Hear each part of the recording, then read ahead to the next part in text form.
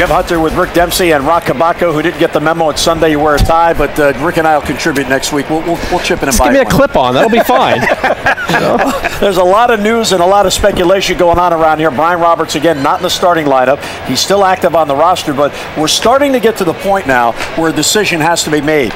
Will he go on the disabled list to try to get this thing to heal, or is it one of those things maybe he's available in a couple of days? And if he's going on the DL, that means somebody has to come take his place, because right now they're playing a man short. Right. I'm told Justin Turner's on his way to Baltimore. Now, unless he has a really strong hankering for a crab cake, I'm thinking it's to take Brian Roberts' place. The only other explanation would be that maybe they want him here just in case they make that decision. Otherwise, you could send him back to Norfolk. But I already sensed this morning they were leaning heavily toward putting Brian on the DL. And Justin Turner makes sense. He's a second baseman naturally. He's on the 40-man roster, unlike Andino and Scott Moore. And, Roberts, we talked to him yesterday, and he said he was really thinking he'd need another 4 to 6 days before he was ready to play. Dave Tremblay said this morning he can't go more than a couple days without Brian. So if you do the math, if he can't go more than a couple and Brian says 4 to 6, you got to put him on the DL. Dave doesn't want to play a man short any longer. And I talked to Brian this morning, and he said that the muscle really wasn't that much better. He was going to see a doctor again, get re-examined. You could just tell at that point there was just no way that he was going to be able to stay on the roster. And my concern with Brian, because so much bad things are happening to him, you put him on a 50-day DL. What could happen within 15 days? Since we saw him in spring training, he's had a herniated disc.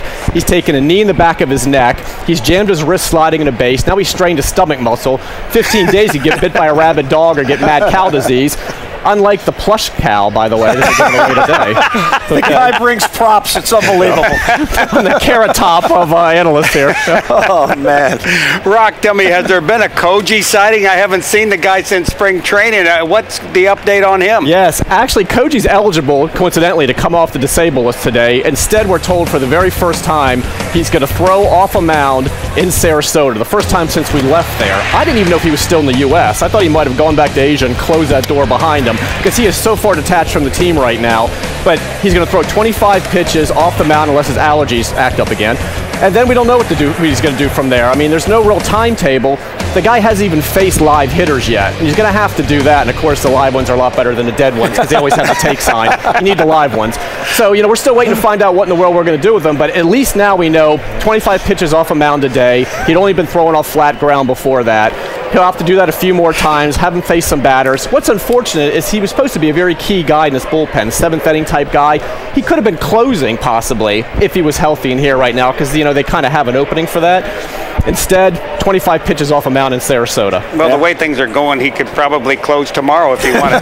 Maybe they rush him, yeah. Well, and speaking of the closer spot, of course, Mike Gonzalez has been really roughed up the first week of the season. 2 blown saves to go with the 1 save he did, and even in that one, he loaded the bases yesterday, working with Rick Kranitz. What's the latest on him, and might his closer role be in jeopardy at this point? Yeah. I was booed walking over here, so I know how he feels. It hurts. Not as bad as Terry Matthews. Remember when he got booed in the playoff game as soon as the gates opened in the bullpen?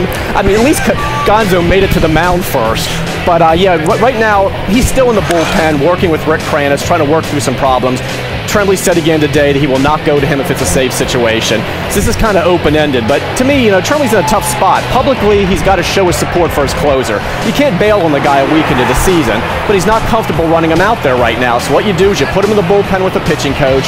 You have him watch video. You say you spotted something in his mechanics. They say, his arm slot's not real good right now, and he's falling way too far off the mound. He's falling into the third base dugout. To me, I'm not a pitcher, but that's too far. You can't fall that far. So you work with him in the bullpen like that, and then you ease him back in. This way, you're not saying you're taking the closer's job away from him.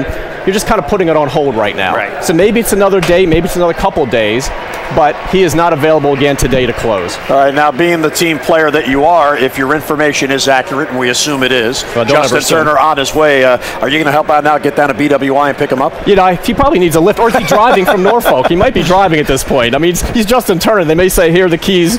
Go ahead and get on 95. If you do cooperate and go pick him up, there's a men's store on the way. Why don't you stop by and get a tie? I'll do that. Thank you. All right, Roch Kubatko, check it out, MASNsports.com.